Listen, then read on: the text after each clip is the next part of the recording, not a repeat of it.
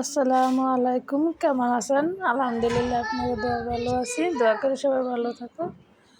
আজকে আমি বানাবো ডিম দিয়ে। এখন কাঁচামরিচ, ধনিয়া পাতা দিয়ে দিলাম, আর দিয়ে দিলাম বেসন, জিরার ফাঁকি দিয়ে দিলাম, মরিচের ফাঁকি দিয়ে দিলাম,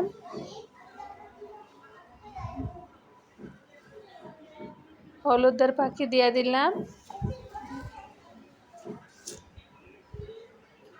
লবণ দিয়ে দিলাম স্বাদ মতন।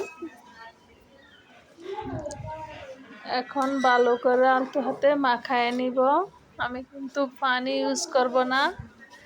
যদি আপনাকে পানি লাগে পরে আগে করে তার পানি ইউজ করবেন।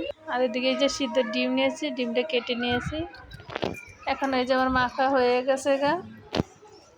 এখন এই যে আমি ডিমের আলুর চপটা বানাবো, ডিম দিয়ে পেঁয়াজ দিয়ে আলুর চপটা বানাবো।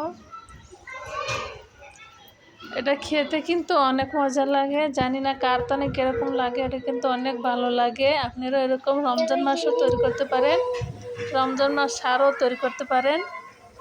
এই যে আমার তেলটা গরম হয়ে গেছে, আমি সবগুলো দিয়ে দিলাম। এখন আমি চুলা আস্তে